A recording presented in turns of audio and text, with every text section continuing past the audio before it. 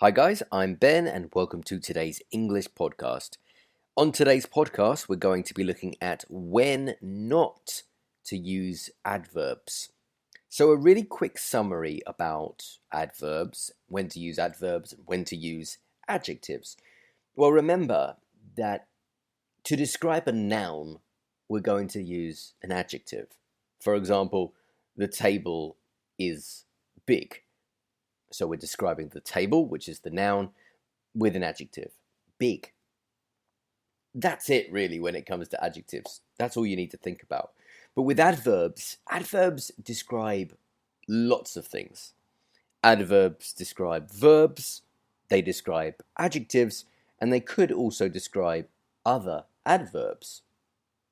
So the general rule, as I said, is that adverbs describe verbs as well as adjectives and adverbs. But if we focus on verbs, so for example, he plays the piano beautifully. Here we use the adverb beautifully, not beautiful, the adjective, but beautifully, because we're describing how he plays. He plays the piano beautifully. Usually, we're going to use an adverb to describe a verb. And this is the same with good and well. The word well is an adverb, therefore it describes a verb.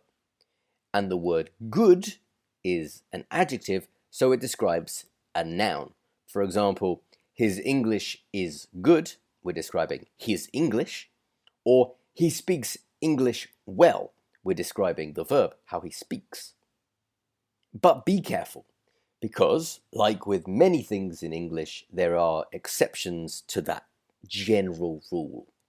And one of those exceptions is when we are talking about senses, and we're using sensory verbs.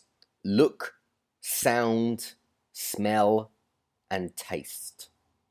When we use these verbs, we want to use adjectives to describe them. So, for example, if you're eating something, you might say, this tastes good, or this tastes strange. The words good and the word strange are adjectives.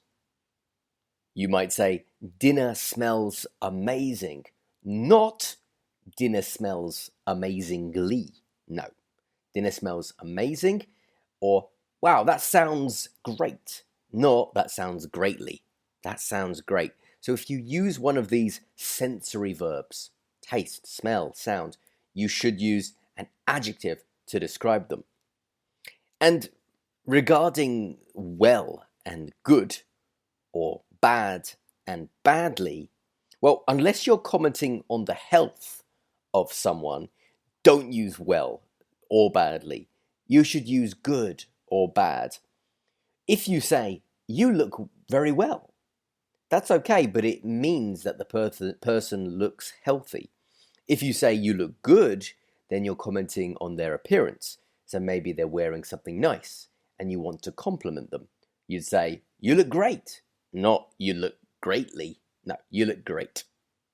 And a final point about this, when someone asks you how you are, some people ask me this, should I say I'm good or I'm well? Well, both are okay. How are you? Yeah, I'm good, or I'm well, or I'm fine. These are all fine answers, good answers. But if someone asks about your day or your weekend, for example, how was your weekend or how was your day? Then you would say, my day or my weekend, whatever it is, it was good, not it was well. We only use well to describe ourselves. So, for example, I'm well, thank you for asking. But never to describe something else like our day. My day was well? No, my day was good. Okay, so in summary, usually adverbs describe verbs and adjectives describe nouns. But with sensory verbs, look, sound, smell, and taste, use the adjectives with these verbs. You look good, that smells nice, that tastes fantastic. And the difference between well and good is all about health. If you say you look well, then you're commenting that they look healthy. Whereas if you say you look good, you're commenting on their general appearance. Okay, so there's a quick explanation about when not to use adverbs. Hopefully you found that helpful. Hopefully you learned a few things there. Remember, if you have any ideas for grammar points you'd like me to talk about on these podcasts, then please send me a message. You can find all my contact details on my website, which is learnenglishwithben.com. Have a great day, and I'll see you next time for another podcast. Hello, this is John Grills from Creepy. Want to see something scary?